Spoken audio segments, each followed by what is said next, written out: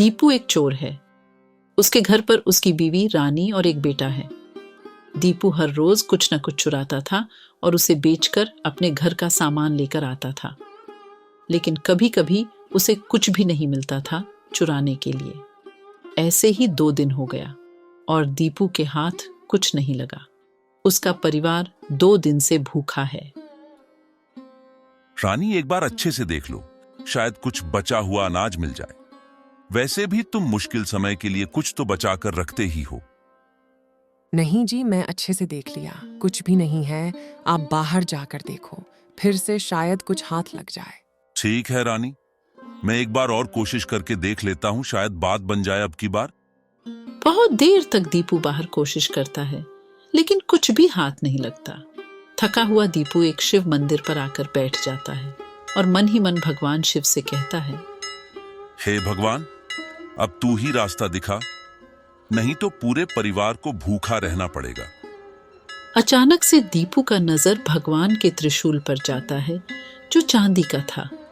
दीपू भगवान के पास जाता है और कहता है, हे भगवान, मुझे पता है मैं यह गलत काम कर रहा हूं, लेकिन मेरे पास और कोई रास्ता भी नहीं है। हो सके तो मुझे माफ करना इस गलती के लिए। क्या कहकर दीपू ने त्रिशूल निकाल लिया भगवान के हाथों से और वहां से निकल पड़ा। कुछ दूर जाने के बाद दीपू को बहुत पश्चाताप हुआ। मैं कैसा पाप कर रहा हूं? भगवान का त्रिशूली चुरा लिया मैंने। नरक में भी मुझे जगह नहीं मिलेगी, मैं इसे वापस रख देता हूं। यह कहकर दीपू वापस चला जाता है और मंदिर में फिर से भगवान के हाथ पर त्रिशूल रख देता है और कहता है, भगवान मुझे माफ कर दो, मैं दोबारा कभी चोरी नहीं करूंगा। मैं आपकी शरण में आया हूं, मुझ गरीब पर दया कर भगवान। दीपू भगवान से वादा करके घर वापस आ जाता है। दीपू को वापस आते देख रानी पूछता है, खाली हाथ वापस आ गए, आज भी भूखा रहना पड़ेगा हमें। हाथ से मैं चोरी नहीं करूंगा रानी, मैं भगवान से वादा किया है, क्या तुम मेरे साथ दोगे? रानी भी दीपू से सहमत होता है और कहती है, आपने सही निर्णय लिया है। वैसे भी किसी की बद्दुआ लेकर कोई सुखी तो नहीं हो सकता। उसे रात सब लोग पानी पीकर सो जाता है। दीपू के सपने में भगवान शंकर आते हैं और उसको कहता है, दीपू, कल इस मंदिर के सीढ़ी पर जाकर बैठ जा, तुम्हें जिंदगी का मकसद मिल जाएगा। अगले दिन सुबह जाकर दीपू इस मंदिर के सीढ़ी पर बैठ जाता है और भगवान के आदेश का पालन करता है। अचानक से मंदिर पर एक सेठ जी आते हैं और पूजा करके सबको प्रसाद बांटने लगता है। सेठ जी दीपू के पास आता है और पूछता है, तुम उतने उदास क्यों बैठे हो? क्या परेशानी है तुम्हें? सेठ जी, मेरे पास कोई काम नहीं है। 2 दिन से घर वालों ने कुछ भी नहीं खाया। क्या आप मुझे काम दे सकते हो?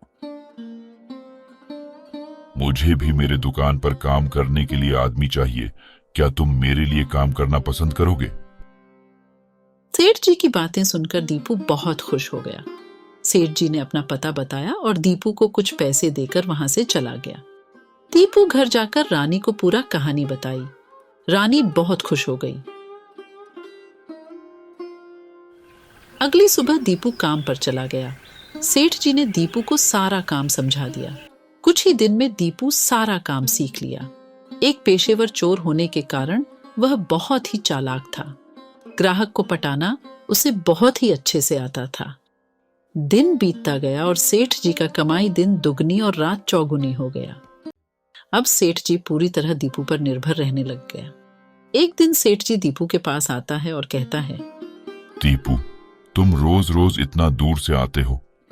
मेरे घर पर बहुत कमरा खाली पड़ा है और आजकल सेठानी भी बीमार रहती है। मुझे तुम्हारी जैसे ईमानदार आदमी चाहिए। तुम अपने परिवार को लेकर कल से मेरे घर आ जाओ। आप फिक्र मत करो सेठ जी, मेरी बीवी सेठानी जी की पूरा ख्याल रखेगी। अगली सुबह दीपू अपने परिवार लेकर सेठ जी के घर आ जाता है। रानी बहुत अच्छी थी और सेठानी का पूरा ख्याल रखती थी। सेठ जी का कोई संतान नहीं था इसलिए सेठानी रानी को अपनी बेटी जैसी मानती थी। धीरे धीरे सेठानी की तबीयत खराब होने लगा।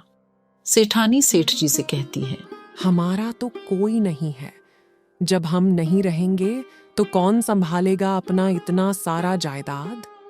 दीपू और रानी हमें माँ बाप की तरह प्यार करते हैं और रानी को तो मैं बेटी ही मानती हूँ।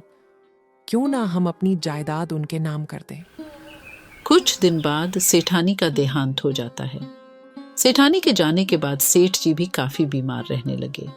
एक दिन सेठ जी ने वकील बुलाया और अपना पूरा जायदाद दीपू के नाम कर दिया और दीपू को बुलाकर जायदाद का कागज उसे दे दिया। समय के साथ सेठ जी बूढ़े होते गए और उनका भी देहांत हो गया। अब दीपू पूरा जायदाद का मालिक बन गया। भगवान शिव के लिए दीपू का आस्था और भी बढ़ गया। दीपू गरीब की खूब मदद करने लगा।